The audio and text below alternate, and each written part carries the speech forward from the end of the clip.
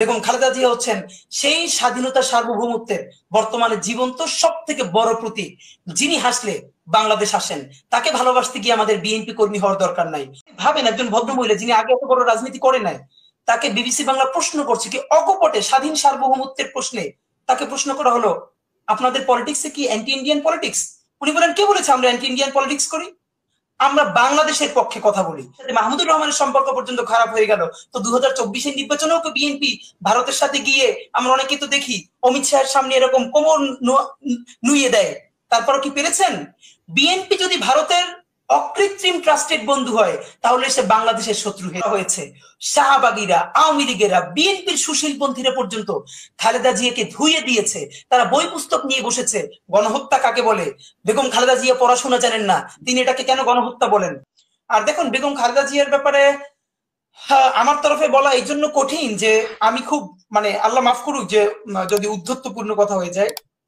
আপনি বলেছেন বিএনপির বাইরে খালেদা জিয়াকে দেখে কিনা, এটা তো অবশ্যই বাংলাদেশে বিএনপি একটি পরীক্ষিত দেশপ্রেমিক দল, এটা নিয়ে কোনো প্রশ্ন নাই যে পরীক্ষিত দেশপ্রেমিক দল, এটা নিয়ে বাংলাদেশে। কিন্তু এরপর তো বিএনপির পলিটিক্যাল ভুল থাকবে, বিভিন্ন কথা থাকবে, কিন্তু দেখুন this is the high time. আপনি বলতে পারেন যে বাংলাদেশে এমন কোন পলিটিক্যাল ফিগার এখন আছেন যে খালেদা জিয়ার মতো বা তার কাছাকাছি, যিনি ডাকলে এমন কোন রাজনৈতিক দল অথবা এমন কেউ নাই যার কাছে কথা বলতে যাবেন না বিনয়ের সাথে।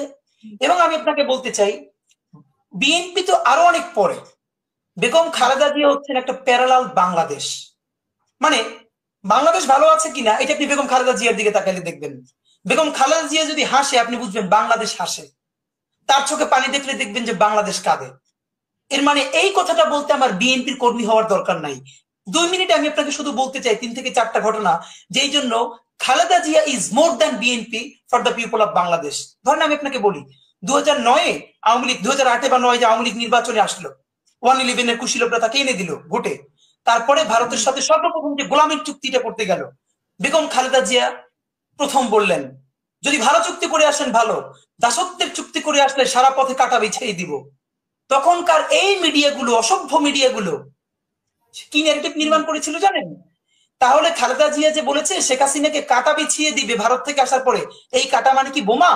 এই সেই কি 21শে আগস্টে গ্রেনেড হামলা যে বোমা করে মেরেছিল সেই বোমার কথা সে বলছে? তাহলে কি জঙ্গিবাদের কথা সে বলছে? আপনি ভাবেন তারা সেইভাবে ফ্রেমিং করছে। 1997 বা 98-এর দিকে বিবিসি বাংলা বেগম খালেদা জিয়ার একটা ইন্টারভিউ করেছিল, তখন আওয়ামী লীগ ক্ষমতায়, এবং বেগম জিয়া সেটা তখন বিরোধী দলীয় নেত্রী। আমি আমার অনেক ছোট ভাই বোন আমাকে বলে, ভাই আপনি তো খালেদা জিয়ার ব্যাপারে অন্ধ। আমি বলি অন্ধ টন্ধ না, আমাকে বেগম খালেদা জিয়ার ব্যাপারে এটা নিয়ে আমাকে কেউ প্রশ্ন করলেও আমি মাইন্ড করি, বিকজ আমি অনেককে বলি যে তোমরা তো সেই মূলে ভিডিও নাই বেগম খালেদা জিয়ার সেই ইন্টারভিউটা শোনো। আপনি ভাবেন একজন ভদ্রমহিলা যিনি আগে এত বড় রাজনীতি করে নাই, তাকে বিবিসি বাংলা প্রশ্ন করছে কি অকপটে স্বাধীন সার্বভৌমত্বের প্রশ্নে তাকে প্রশ্ন করা হলো, আপনাদের পলিটিক্সে কি অ্যান্টি ইন্ডিয়ান পলিটিক্স? উনি বলেন, কে বলেছে আমরা অ্যান্টি ইন্ডিয়ান পলিটিক্স করি? আমরা বাংলাদেশের পক্ষে কথা বলি। সেই বাংলাদেশের পক্ষে কথা বলতে গিয়ে যদি দিল্লির বিরুদ্ধে যায়, সেটা আমি কি করবো? তারা গায়ে মাখি কেন? কি স্ট্রেট ফরওয়ার্ড বাংলাদেশের ব্যাপারে তার আপোষহীন অবস্থান। সকল কথা বাদ দেন, আজকে বিএনপির যাদেরকে দেখি বিএনপির পক্ষে ওকালতি করছে, সুশীল, শাহবাগী, যারা বিএনপির গার্ডিয়ান হয়েছে, 100 জনের নাম ধরে বলতে পারবো।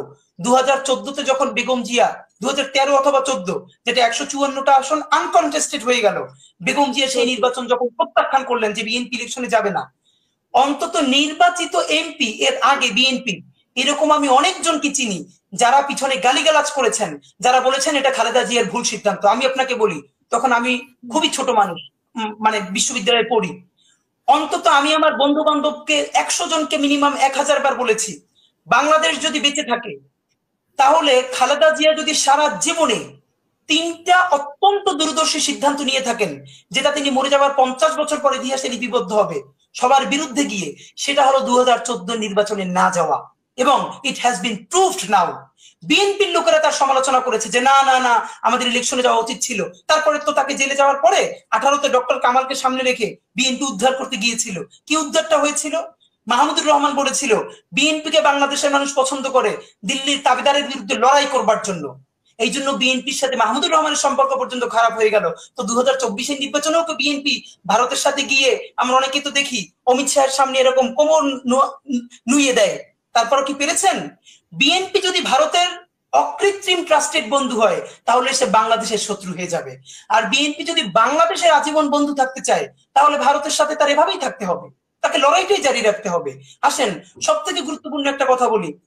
এই যে কসাই শাহবাগের মেসাকারের ফলে যখন সাইদি সাহেবের রায় হলো, মৃত্যুদণ্ড, আপনার নিশ্চয়ই মনে আছে, বেগম জিয়া কিন্তু তখন সিঙ্গাপুরে চিকিৎসায় ছিলেন।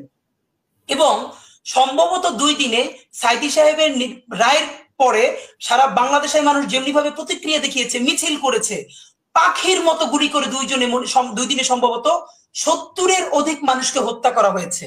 আমরা বিভিন্ন জেলায় দেখেছি, পত্রিকায় এসেছে যে গুলি করে হত্যার পরে পাখি যেরকম রাস্তার পাশে রেখে দেয় সেরকম রাখা হয়েছে। আমি সেই দিন জীবনে ভুলবো না। বেগম খালেদা জিয়া সিঙ্গাপুরে ট্রিটমেন্টে ছিলেন। তিনি ট্রিটমেন্ট শেষ না করে বিমানবন্দরে ফেরত আসলেন ঢাকায়। তাকে বিএনপির পক্ষ থেকে ফুলের তোড়া নিয়ে স্থায়ী কমিটির সদস্যরা তাকে স্বাগত জানাতে গেলেন। তিনি ফুল গ্রহণ করেন নাই, তিনি এসে সংবাদ সম্মেলন করলেন। এবং বেগম খালেদা জিয়া হচ্ছেন বাংলাদেশের সেই মানুষ যিনি সর্বপ্রথম মিডিয়ায় বললেন বাংলাদেশে আওয়ামী লীগ গণহত্যা চালিয়েছে। আবার বলছি, সাইদি সাহেবের মেসাকারের পরে পুলিশ যে গণহত্যা চালিয়েছে, Begum Khaleda Zia is the person who addressed যে এটা গণহত্যা করা হয়েছে। শাহবাগীরা, আওয়ামী লীগেরা, বিএনপির সুশীলপন্থীরা পর্যন্ত খালেদা জিয়াকে ধুইয়ে দিয়েছে। তারা বই পুস্তক নিয়ে বসেছে গণহত্যা কাকে বলে। বেগম খালেদা জিয়া পড়াশোনা জানেন না, তিনি এটাকে কেন গণহত্যা বলেন? এটা তো অবশ্যই গণহত্যা ছিল। সুতরাং বিএনপির, এবং আপনি ভাবেন বিএনপির চেয়ে কেন খালেদা জিয়া আরো বেশি গুরুত্বপূর্ণ বাংলাদেশের জন্য? কারণ হেফাজতের যেদিন 5ই মে শাপলা চত্বর হলো, বেগম খালেদা জিয়া বিএনপি ঢাকা মহানগরীকে নির্দেশ দিয়েছিলেন শাপলা চত্বরের অসহায় মানুষগুলোর সাথে দাঁড়ানোর জন্য। আমি আজকেও দায়িত্ব নিয়ে বলি, বিএনপির ভাইয়েরা কষ্ট পেয়েন না। যেদিন শাপলা চত্বরে, আমিও ছিলাম, শাপলা চত্বরে যেদিন অসহায় মানুষগুলো রাতে বন্দী হয়ে গেল, সেদিন যদি বিএনপি ঢাকা মহানগরে, আপনি ধরেন কাকরাইল মোড়ে অথবা মৌচক মোড়ে অথবা ঢাকার যে কোনো একটা জায়গায় গুরুতর একটা মহাসমাবেশ না, তারা বড় একটা গ্যাদারিং করতো, ঢাকার এক প্রান্তে যদি এরকম বড় একটা গ্যাদারিং থাকতো বিএনপির, সেই রাতে ওখানে এত বড় গণহত্যা চালানোর সাহস খুনি হাসিনা করতো না। বেগম খালেদা জিয়া বলেছেন আপনারা তাদেরকে সাহায্য করেন। ঢাকা মহানগর বিএনপি বেগম খালেদা জিয়ার কথা শুনে নাই, মানুষগুলোকে বাঁচাতে নামে নাই। আজকে তারা বিএনপি ইজাদারদার হয়ে গেছে, সেই সুশীল শয়তানগুলো। তো আমাদেরকে তো চিনাতে হবে না। তো আমি আপনাকে সর্বশেষ যেটা বলতে চাই, এই সমস্ত সুশীল শাহবাগী যারা এখনো ফেসবুকে পোস্ট আমরা 2013-14 খুঁজে পাই, যারা খালেদা জিয়ার সমালোচনা করছেন, তারা এখন বিএনপির গার্ডিয়ান, তারা বিএনপির ইজারা নিয়েছে। আর যেই মানুষগুলো বিএনপির কর্মী না হয়েও, বেগম খালেদা জিয়া বলেছেন মার্চ, যে তিনি লং মার্চ করে বাসার থেকে নয়াপল্টনে আসবেন, আমাদের মতো ছেলেরা মেয়েরা বাসার গেইটের সামনে দাঁড়াইছিলাম, বাসায় কাউকে না বলে লুকাইয়া লুকাইয়া। যদি শুধু দেখি বেগম খালেদা জিয়া ফিরোজা ভবন থেকে বের হতে পারছেন, আমরা জীবন নিয়ে দৌড় দিব। বেগম খালেদা জিয়াকে বের হতে দেয় নাই, বিএনপি থেকে বের করতে পারে নাই। সুতরাং আমি বিএনপি অবশ্যই বলছি, বিএনপি একটা দেশপ্রেমিক বাংলাদেশের রাজনৈতিক দল, কিন্তু খালেদা জিয়া ঠিক সেই প্যারালাল অবস্থানে তৈরি করেছেন নিজেকে, যেমন জিয়াউর রহমান হয়ে উঠেছিলেন বাংলাদেশের আপামর জনসাধারণের স্বাধীনতা সার্বভৌমত্বের প্রতীক, একটা সিম্বল। আর